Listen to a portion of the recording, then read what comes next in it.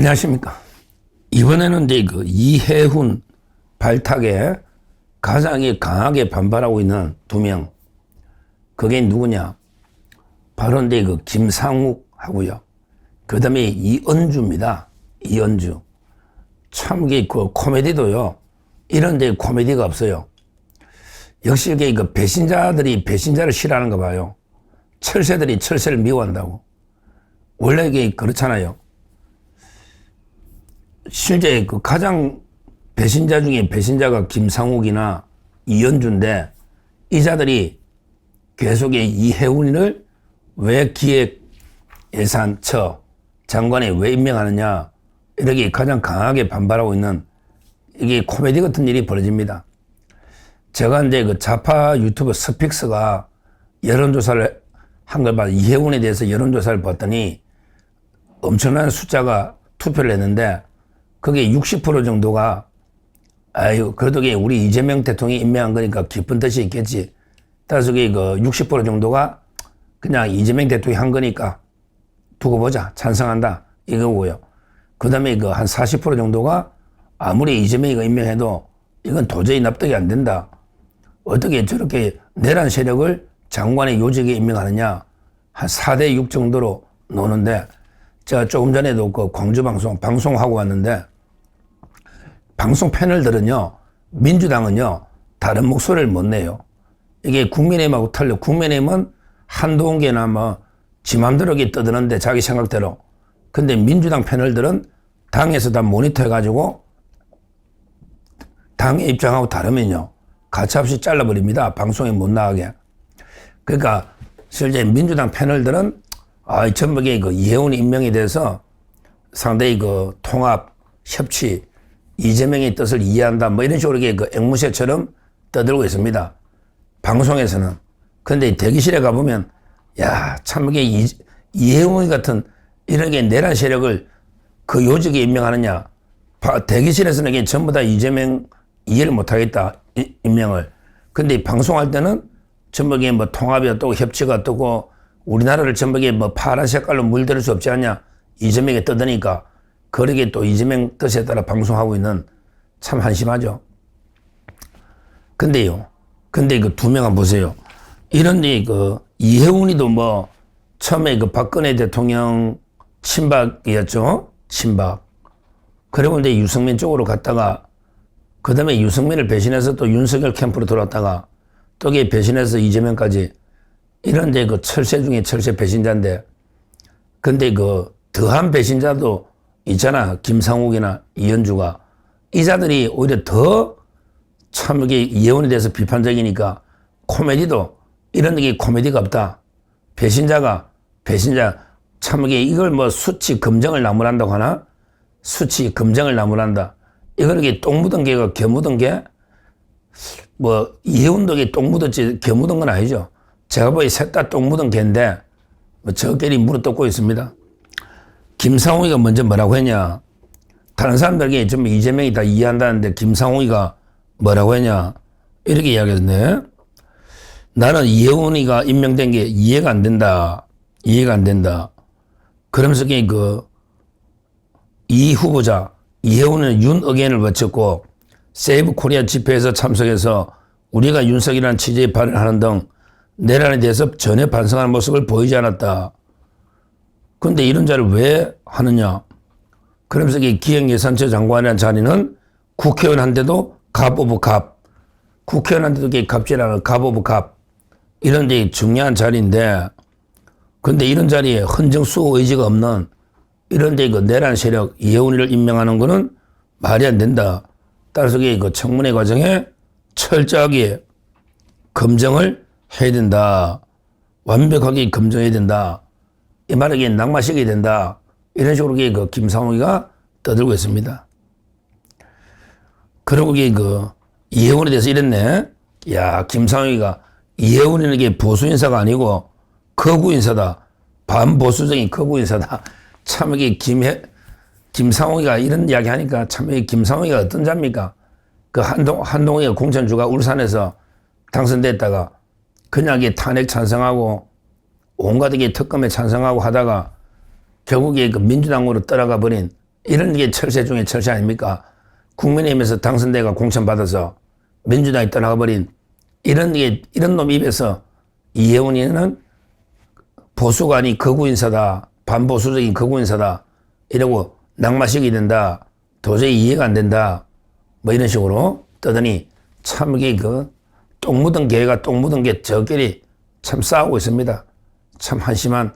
하여튼 이런 식으로 배신자들이 배신자를 더 싫어한다니까요. 이게 코미디입니다. 코미디. 이현주도 그래요. 이현주는 게 어떤 자입니까? 이현주는 이제 아예 민주당부터 시작해서 바른당 해가 국민의힘 거쳐서 다시 민주당으로 간 연어 아닙니까? 연어처럼 이렇게 고향 찾아간 진짜 여왕철새. 이현주도요. 뭐라고 이야기했나? 이현주가 이렇게 이야기했네. 페이스북에서 나는 이재명 정부의 성공과 대한민국이 잘 되길 바라는 마음에서 국민 통합하고 중도보수 외연 확장을 주장해왔다. 그런데 통합에도 원칙과 한계가 있다. 이현주 말입니다. 통합에도 원칙과 한계가 있다. 그러면서 이현주가 이랬네. 계엄을 옹호하고 국헌문란에 찬동한 이들까지 통합의 대상인가. 계엄 옹호, 국헌문란 찬동. 이거는 통합의 대상이 아니다. 결국은 이제 독선적이고 무능한 정치검사 윤석열에게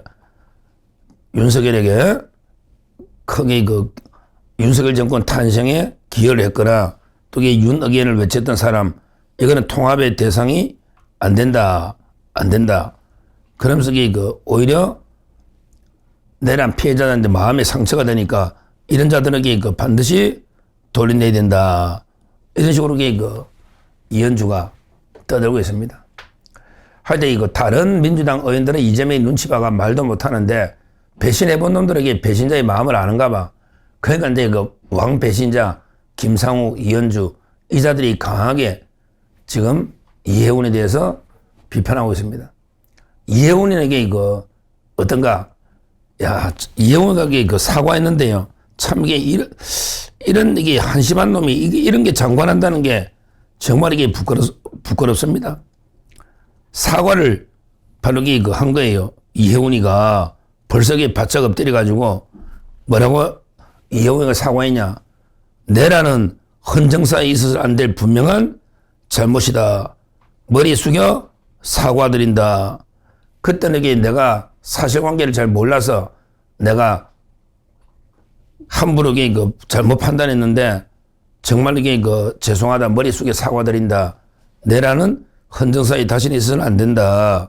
이런 식으로 참 부끄럽습니다. 자기가 그 당시에는 실체를 제대로 파악하지 못했다. 아니 뭘 파악 못했냐? 야 이혜훈 한심하다 한심해. 뭘 파악 못했는데 그때 너 탄핵 헌법재판소 판결 날 때까지도 계속 떠들었잖아. 최근까지.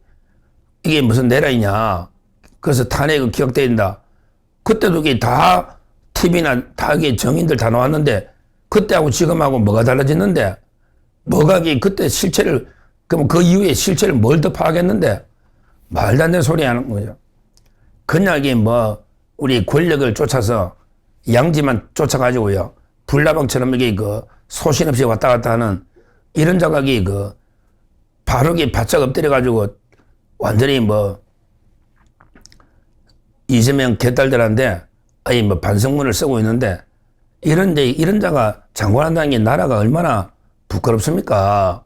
얼마 전까지 윤핵관 계엄은 내란이 아니다 이렇게 떠들다가 이 자식이 갑자기 내란은 헌정사에 있어서는 안 된다.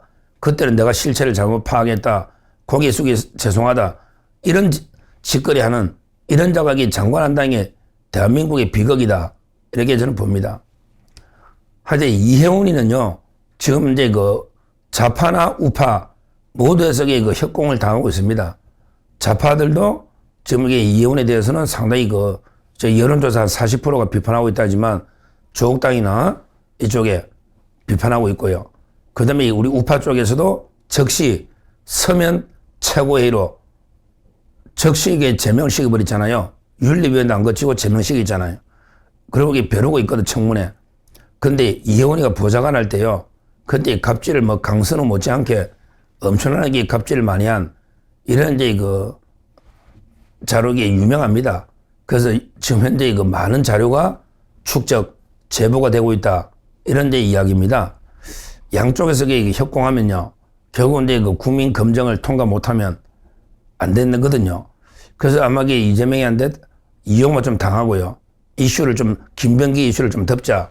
그러면서 통합 쇼하려고 이용만 당하고요. 결국에 청문회 과정에 팽당하지 않을까. 토사구팽할 때 팽당하지 않을까. 이런 데 이야기 나옵니다. 오래 못 가요. 결국에 청문회 저는 통과 쉽지 않다 보는데 억지로 청문회를 이재명에 밀어붙이다 한들 그러게 그 좌파 내에서 오래 갈 수 있겠어요? 항상 예스맨 하면 몰라 조금 더 갈지 몰라도 이혜훈이가 소신 가지고 한마디만 이게 반대해버리면 저거 봐라 저거 아직 내란 저 티 못 벗었네 바로 이게 잘릴 수가 있는 거예요. 저는 오래 못 간다. 이렇게 확신하고 있습니다.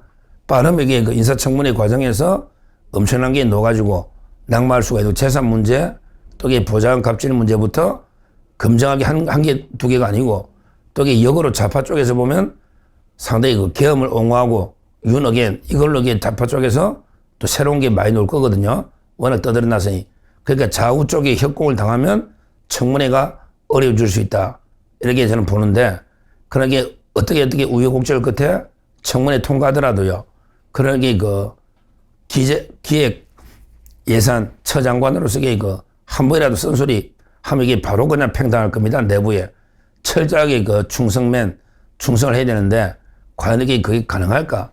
원래 쓴소리라는 거는요. 자기가 당당하고 신뢰가 있을 때 쓴소리 하는 거거든요. 레드팀은. 근데 자기가 비굴하고 이런 배신자 이미지로는 절대 쓴소리 못 해요. 쓴소리 하다가 바로 이게 잘리거든요. 자기 콤플렉스가 있단 말이죠.